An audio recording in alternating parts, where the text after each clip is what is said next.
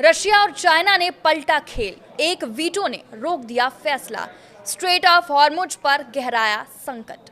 नमस्कार, मैं हूं साक्षी झा और आप देख रहे हैं न्यूज़ 18 का digital platform. Straight of Hormuz को लेकर माहौल काफी गर्म हो गया है।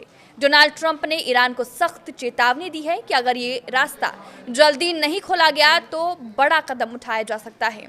ये चेतावनी तय समय खत्म होने से कुछ घंटे पहले दी गई, जिससे दुनिया भर में चिंता बढ़ गई है। कई देश इस स्थिति पर नजर बनाए हुए हैं क्योंकि इसका असर सीधे तेल सप्लाई और कीमतों पर पड़ सकता है। इस मामले पर यूनाइटेड नेशंस सिक्योरिटी काउंसिल में वोटिंग हुई, लेकिन कोई ठोस नतीजा नहीं निकल सका। प्रस्ताव के पक्ष में 11 देशों ने वोट दिया, लेकिन रूस और चीन ने इसे वीटो कर दिया। वहीं कोलंबिया और पाकिस्तान ने वोटिंग में हिस्सा नहीं लिया। इससे साफ हो गया है कि बड़े देशों के बीच इस मुद्दे पर सहमति बनना आसान नहीं है। रूस और चीन पहले से ही इस प्रस्ताव के खिलाफ थे। उनका कहना है कि हॉर्मुज को खोलने के लिए किसी भी तरह की ताकत या सैन्य कार्रवाई सही नहीं है। वो चाहते हैं कि इस मामले को बातचीत और शांत तरीके से सुलझाया जाए। इसी वजह से उन्होंने प्रस्ताव को पास नहीं होने दिया। उनका मानना है कि अगर ताकत का इस्तेमाल हुआ तो हालात और बिगड़ सकते हैं। हॉर्मुज स्ट्रेट दुनिया के सबसे अहम समुद्री रास्तों में से एक है। दुनिया का करीब 5वां हिस्सा तेल इसी रास्ते से होकर गुजरता है।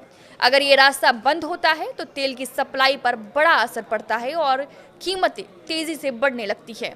अभी भी तनाव के कारण ऊर्जा की कीमतों में बढ़ोतरी देखी जा रही है, जिससे आम लोगों और कारोबार दोनों पर असर पड़ रहा है।